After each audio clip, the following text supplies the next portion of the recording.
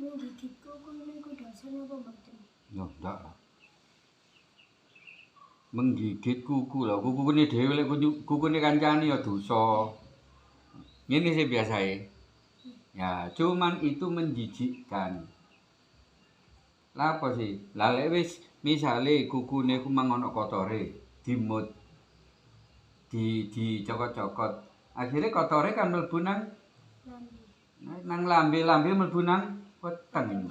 Menjadi penyakit karena hidup tidak sehat. Nah, ini sing kaya ngene-ngene iki kudu diilangi.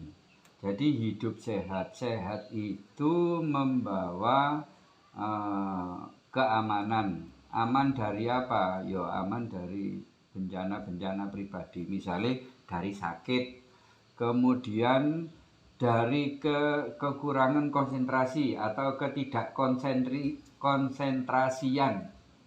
Kan lek loro. Biasanya wong loro itu dehidrasi. Dehidrasi menyebabkan otak ini nggak konsen terhadap sesuatu.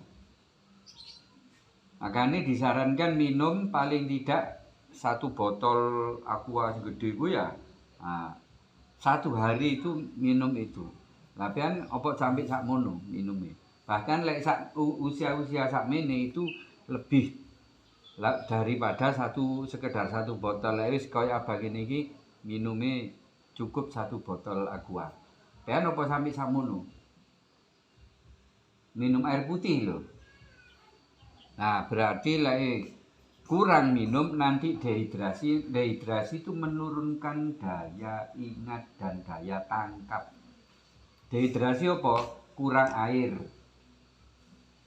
Itu menyebabkan perjalanan distribusi makanan nutrisi dalam tubuh itu lambat karena kurang air. Tadi koyak sepeda motor lek gentekan uli. Ono bensine tapi uline gak ono. Ngeluk mesine akhirnya macet. Nah, seperti itu. Orang juga seperti itu, macet, otaknya macet karena kurang nutrisi air. Jadi, air itu memperlancar peredaran darah, kiriman-kiriman darah yang ke otak itu menjadi tidak lancar kalau kurang minum. Nah, tentang gigit-gigit gigi, nah gigit apa ini? Kuku, lah itu tidak sehat. Jadi hindari hal-hal yang tidak sehat. Bukan dosa, tidak ada hukumnya tentang itu, tapi menjijikkan. Terus apa nang ngarepe wong barang gak enak ya didelok ngene. Ora ero ngono iku terus kuping ngono. Ana ngarepe wong gak enak. Bahkan orang-orang yang sopan itu selilit-selilit ya. Selilit ya. Untuk lek mari maem ngono sisa. Ditutupi ngene wong. Gak mau terlihat orang lain di dalam rongga mulutnya ada apa. Itu wong-wong sing sopan ngono. Atau tusuk gigi dilebokno tapi lambene tetep mingkem. Dadi sing ngobahi tusuk ngene tok. Terus lambene obah-obah titik. Karena tidak ingin dilihat orang lain, tidak sopan. Gitu ya. Nah, ya cuman itu hukumnya paling banter hukumnya makruh. Karena tidak sehat. Nah, tidak menyebabkan sakit secara langsung. Itu menjadi hukumnya makruh. Kaya lek gawe tusuk gigi dari jarum atau paku. Nah, itu membuat sakitnya gigi, email gigi itu menjadi rusak gara-gara tergerus ya email giginya gara-gara kena logam. Jadi ana iku Rasulullah yang bilang itu. Jadi ada hadisnya. Banyak hal-hal nanti kalau ngaji ta'lim muta'alim maka akan jelas mana-mana yang diharamkan, disunahkan, dimakruhkan, dihalalkan itu nanti akan jelas di situ. Ya termasuk tusuk gigi tapi pakai logam koyok dom ambek paku dan lain-lain. Pemane legis ya, tahu gaya legis. Ini buta. Ya. Kotoran cicak itu najis apa tidak? Najis. Kotoran cicak itu najis. Nah, tapi najisnya itu najis kecil, mukhaffafah. Jadi kalau misalnya kena kotoran ya iki ya. Tangan kena kotoran, wis langsung dicuci ngono. Kalau kamu punya wudu, wudumu gak batal. Gak batal, wis langsung dicuci ngono wis. Tapi jangan sampai ini kamu bawa pakai sholat, misalnya ya, kena plek kayak gini, terus engko air sholat, diterusno sholat, itu batal sholatnya. Tidak sah sholat karena sholat tidak boleh membawa najis. Dicuci dulu. Cari ini. Sholat dapat 1 rakaat misalnya ya. Dan keluhuran cecek plek nih gini. Batal sholatmu. Batal sholatmu. Kemudian kamu cuci. Tambahin lagi sholat yang 1 rakaat masih tetap ada. Tadi mboten ngulangi. Gak ngulangi pertama. Pokoknya ojo suwe-suwe ya, wis mari iki langsung balik nang tempat sholat maneh, terus nambahi. Misalnya sholat subuh cuma 2 rakaat, berarti nambah 1. Lek sholat maghrib nambah 2. Gitu. Niat lagi napa mboten? Gak usah, langsung. Dan itu pernah dilakukan oleh Rasulullah. Rasulullah itu pernah sholat duhur. Kemudian sholat zuhurnya itu lupa 2 rakaat mau salam, kan mari tahiyat awal ya, tahiyat awal terus salam. Nah akhirnya apa ya, kemudian Rasulullah siap-siap pulang. Bareng Rasulullah wis tutu lawang, ono sahabat sing nekat takon, wahai Rasulullah, apakah ini rukhsah dari Allah atau engkau lupa? Nah, rukhsah itu apa? Rukhsah itu keringanan. Lawang sholat zuhur 4 rakaat menjadi 2 rakaat. Apakah ini keringanan dari Allah atau engkau lupa? Sisi Rasulullah angen-angen. Loh, saya sempat angen-angen beberapa detik. Iya tak. Akhirnya takon nang sahabat liyane, benarkah yang dikatakan Dzulyadain? Jenenge wong sing takon memang sebutane Dzulyadain. Apa Dzulyadain? Tangan panjang. 2 tangan panjang. Tangan itu lebih panjang dari orang biasanya. Wong cilik tapi tangan dawa. Jadi lebih panjang. Misalnya tangan sak gini, baju sak gini. Kan aneh ya. Disebut Dzulyadain, 2 tangan panjang. Terus dari sahabat yang lain, benar ya Rasulullah, engkau tadi sholat 2 rakaat. Terus Rasulullah balik nang tempat imam lagi, kemudian nambahi 2 rakaat. Langsung Allahu Akbar lagi, nambahi 2 rakaat, kemudian salam. Tidak mengulangi. Padahal memang terjadi apa? Omong-omongan dia kan. Omong-omongan. Tapi ngomongnya kan perlu kabeh sehubungan dengan kekurangan itu mang ya. Jadi gak omong-omongan wedhusmu wis mana? Gak ngono ngomongi. Gak ngomong sing selain dari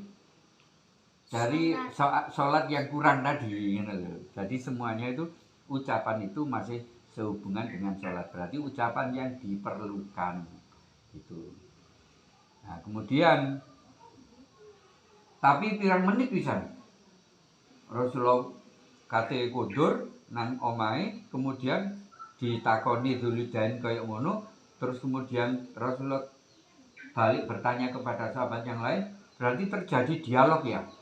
Terus baru Rasulullah kembali lagi, kan terjadi dialog omong-omongan. Nah, ternyata boleh. Berarti kita juga boleh seandainya kena najis.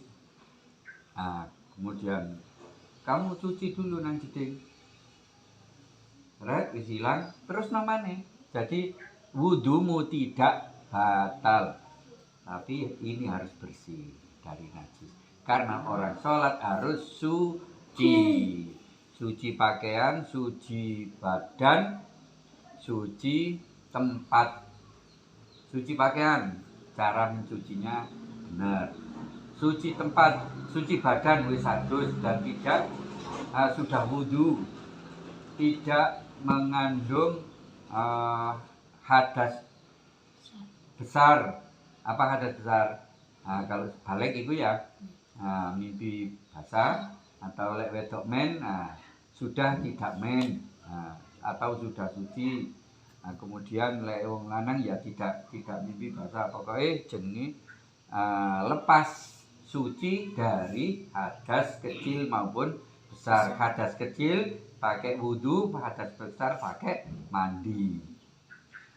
Lek wis ngono berarti kita boleh dikatakan suci. Tapi kalau nanti terkena najis ya langsung saja dibersihkan najisnya. Setelah itu balik lagi melanjutkan sholat yang kurang. Misalnya sholat kurang mau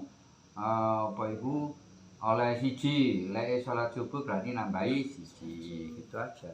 Ya. Yuk. Buaya?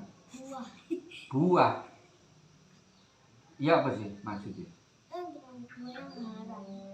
Enten ta buah yang haram. Buah yang haram apa ya? Buah lah nyolong ya. Bencin patun iku. Lewen gak kondo moro di sikat ae jenenge haram. Buah itu rata-rata tidak ada yang haram kecuali buah yang hasil durian atau ada buah yang mengandung racun. Tapi apa karo? Barangkali di hutan ada, barangkali ya. Itu buah yang mengandung racun lah itu tidak boleh, tapi apa karo? Barangkali loh ini. Jadi kalau normal koyok rambutan, koyok gedang, terus apel dan sebagainya, buah-buah kayak gitu, asal itu tidak mengandung racun, buah yang umum dimakan oleh manusia, ya sudah itu masuk golongan halal. Asal dapatnya dari halal, tidak mencuri, tidak korupsi, nah itu halal. Barangnya halal secara ain itu barang, ain itu yang tampak. Jadi barang yang tampak itu halal, itu ya sudah halal. Kecuali ain ini dikotori oleh mencuri, perbuatan dalam mendapatkan ain ini haram. Nah itu barang ini menjadi haram. Kayak babi, ain apa? Yang tampak, ain itu yang tampak. Apa? Haram kan babi. Kambing, kok kambing? Tadi ngomong apa man? Itu kan babi, anjing, kemudian bedes, terus kodok, ular, macan, landak. Nah itu haram semua, secara ain sudah haram. Jadi nggak bisa dihilah. Lo aku oleh tuku lo halal, oleh tuku caraku kan baik. Ya nggak bisa karena barangnya sudah haram. Itu. Aku oleh dikei gitu. Nggak bisa, tetap nggak bisa. Barangnya sudah haram. Walaupun cara mendapatkannya itu halal gitu ya. Lek buah-buahan apa ya gak roh, buah apa yang mengandung racun, tapi barangkali secara ain, barangnya, ain itu barangnya itu ada yang mengandung racun, berarti tidak boleh dimakan alias haram gitu. Nama istri nama Asia. Terus siapa tukang sisir anak Fir'aun? Masitoh. itu dua-duanya masuk Islam. Iku biasanya digawe wong Muhammadiyah. Nah, dua nama itu sering dipakai oleh orang Muhammadiyah. Asiyah Masito. Masito itu sering kali dipakai nama rumah sakit Masito. Nah, Masito di mbangi lono Masito, rumah sakit Masito itu Muhammadiyah. Nah, tapi rumah sakit itu sing duwe sapa NU.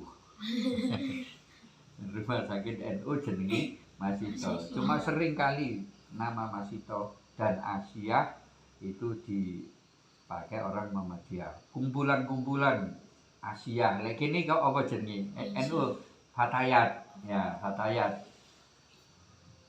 Terus lek Muhammadiyah iku Asia.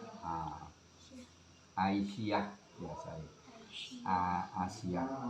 Jadi istri Fir'aun Asia itu justru orang yang beriman kepada Allah. Resikonya disiksa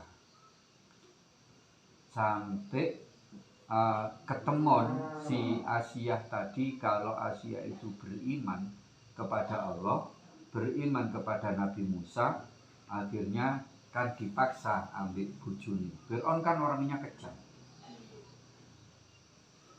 Diikat ngene tiang, kemudian dipukuli, dikaploki, dicambuki, mari ngono dipaksa untuk keluar dari agama Nabi Musa. Kudu kembali kepada agama Fir'aun dengan menyembah Fir'aun. Karena Fir'aun mengaku Tuhan. Nah, Fir'aun sing mengaku Tuhan. Iku wong iku. Sing ana saiki ku patung, wis dipatungno. Biyen iku wong asline. Saiki dipatungno ngono lho. Tapi wonge sik ana, mayite sik ana ngene Mesir kono. Gawe tonton. Dalam patung. Iya, di dalam patung, dalam peti mati tapi rupanya kayak patung. Peti mati. Jadi kayak wong ini rupanya. Cuma ngene tok, Pak. Nah, di jero ana Fir'aun. Wis, enggak. Pancene diabadikan. Lho, Quran ana. Fir'aun itu diabadikan oleh Allah. Kenapa? Buat peringatan bagi orang-orang agar tidak berbuat seperti Fir'aun, mengaku Tuhan. Saiki ana Tuhan. Ana wong ngaku Tuhan. Di Jombang tadi ditangkap polisi, yo enggak tadi kira-kira 3 tahun yang lalu. Kita cekel polisi cukup. Ngaku Tuhan. Iso apa ngaku Tuhan? Wong lho gak sakti yo gak pinter. Wong kok aneh-aneh. Ngaku nabi ono, wah akeh lek ngaku nabi. Nek ngaku Tuhan iku sik keti kira ngaku Tuhan. Jadi itu perjuangannya mempertahankan iman itu berat. Kayak niki enak saiki. Negara aman. Setiap orang berhak mengikuti agama dan kepercayaan masing-masing itu diatur di dalam undang-undang dasar. Nah, ngene ngajine kok males, salate kok males. Padahal biyen iku Asia dikongkon metu teko Islam iku dipecuti, dikaploki, diantemi sampai awake iku diiris-iris. Terus meninggal. Durung. Suwe-suwe meninggal dalam suwe-suwe apa? Digraji. Dapat dibacok del langsung mati lah gak krasa. Digraji lah ya krasa. Lorone. Itu rahasia. Mempertahankan iman. Terus Masito bagaimana? Gara-gara Masito iki kan tukang sisir. Masito iki pembantu lah gampang ini. Menyisir anak Fir'aun, kemudian sisirnya itu jatuh. Sisir jatuh, yang diucapkan Masito apa? Astagfirullahaladzim. Menyebut nama Allah. Subhanallah. Menyebut nama Allah. Anak Fir'aun kemudian lapor nang bapaknya bahwa Masito menyebut nama Allah. Marah Fir'aun. Suami dari Masito kan wis iman kabeh nang Allah dan Nabi Musa. Dipanggil disuruh menyembah Fir'aun, gak mau. Fir'aun sudah menyiapkan panci gawede, wis diseni minyak, mari ngono ngisore wis dibakar ambek kayu. Panci ini gawede. Lek wong 10 ae mlebu. Mari ngono, iki umpama panci, sakmene gedene. Iki ana apa jenenge ya sing apa iki? Sing ana ndukure kolam renang digawe nyut marang wonge loncat apa iku jenenge? Papan loncat. Papan loncat ya. Gawe ngono gitu. Ana ndukure minyak. Ana algojone. Di bojone Masito mang digiring di pinggirno. Saat ditakoni yang terakhir, ayo kamu harus mengatakan bahwa Fir'aun adalah Tuhanmu. Gak gelem langsung dijejek diel mlebu nang ngene apa? Panci deman. Kemudian anake Masito. Sik bayi dicekel ambek algojone. Masito dikongkon kafir. Gak gelem anake dicemplungno.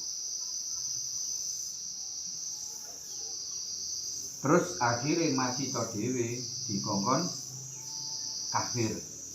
Menyembah nang Fir'aun, gak gelem. Anake dicemplung, mari anake dicemplungno, mari ngono Masito dicemplungno. Satu keluarga. Termasuk bojone Fir'aun. Itu mempertahankan iman. Nah, pengen imane aman. Ngene males ya. Jadi itu apa man? Istrinya Fir'aun namanya Asia. Tukang sisirnya atau pembantunya namanya Masito. Itu semuanya dihabisi karena beriman kepada Allah dan Nabi Musa. Sudah, kita tutup. Allahumma arhamna bil Qur'an waj'alhu lana imaman wa nuran wa hudan wa rahmah. Allahumma dzakkirna minhu ma nasina wa alimna minhu ma jahilna warzuqna tilawatahu ana al-laili wa atrafan nahar waj'alhu lana hujjatan ya rabbal alamin. Assalamualaikum warahmatullahi wabarakatuh. Waalaikumsalam warahmatullahi wabarakatuh.